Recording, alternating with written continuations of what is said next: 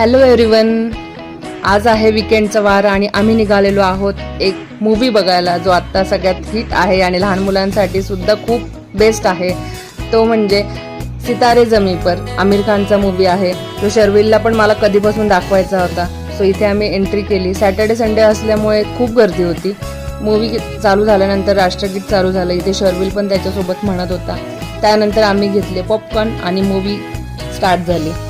Movie start झाल्यानंतर हे सगळे बास्केटबॉलचे जेव्हा सीन चालू झाले त्यानंतर शर्विलने जी मजा केली आहे खूप छान. लहान मुलांना खूप आवडेल असा हा मूवी आहे.